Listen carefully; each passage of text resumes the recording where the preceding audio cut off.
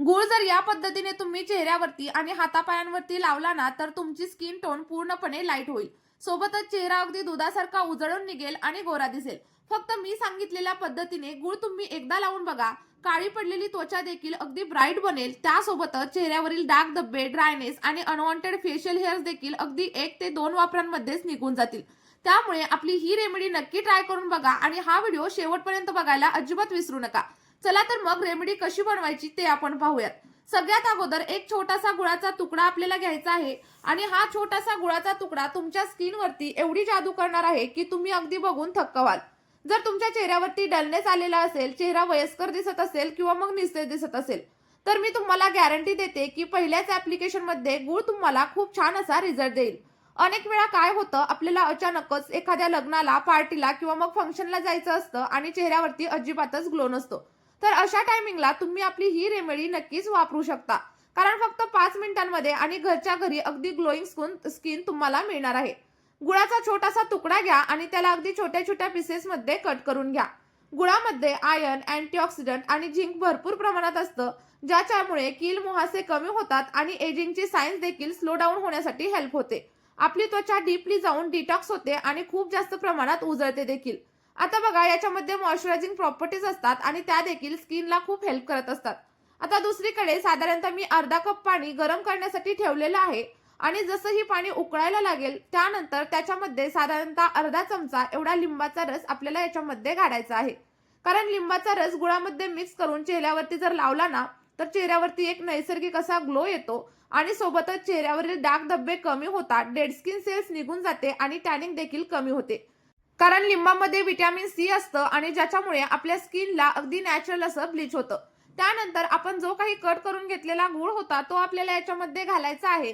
आणि आता तुम्ही तर विचार करत असाल की हे तर अगदी वॅक्स सारखं तयार होईल, पण आणि काढताना खूप जास्त प्रमाणात त्रास होईल. पण फ्रेंड्स, अजिबात टेन्शन घेऊ नका. तुमच्या त्वचेवरून हे अगदी सहजपणे निघेल आणि सोबतच तुम्हाला इन्स्टंट ग्लो देखील देईल. आता त्यानंतर आपल्याला याच्यामध्ये चिमूटभर एवढी हळद घालायची आहे. कारण हळदीमध्ये अँटीबॅक्टेरियल आणि अँटी इन्फ्लेमेटरी गुणधर्म असतात, जे आपल्या चेहऱ्यावरील टॅनिंग, कील मुहासे, पिंपल्स आणि डार्क स्पॉट हलके करण्यासाठी हेल्प करत असतात. आपली त्वचा यामुळे अगदी क्लिअर आणि ब्राईट बनते. हळदीमुळे आपला स्किन टोन सुधारतो आणि सोबतच टॅनिंग देखील कमी होतं. त्यानंतर याच्यामध्ये साधारणतः 2 ते 3 थेंब एवढं नारळाचं तेल आपल्याला घालायचं आहे. ज्या लोकांची त्वचा खूप जास्त ड्राय आहे आणि निस्तेज आहे त्यांनी नारळाचं तेल नक्की घाला. पण ज्या लोकांची त्वचा खूप जास्त ऑइली आहे त्यांनी इथं नारळाचं तेल अजिबातच घालू नका. आता हे जे मिश्रण आहे ते अगदी 5 ते 7 मिनिटांसाठी छान असं उकळवून घ्या आणि उकळल्याच्या नंतर हे थोडंसं घट्टसर दिसेल. त्यानंतर गॅसची फ्लेम बंद करा आणि एका वेगळ्याच बाउलमध्ये आपल्याला हे सगळं मिश्रण काढून घ्यायचं आहे. आणि ह्याची जी कन्सिस्टन्सी आहे ती अगदी पाण्यासारखी पातळ देखील नाहीये किंवा वॅक्स सारखी घट्ट देखील नाहीये. बघा, 5 मिनिटं उकळलं की तुमच्या अशा कन्सिस्टन्सीमध्ये आपलं जे काही रेमेडी आहे ती तयार होईल. आणि आता यानंतर आपल्याला अगदी महत्त्वाचा घटक पुढे याच्यामध्ये ॲड करायचा आहे आणि ते म्हणजे गव्हाचं पीठ.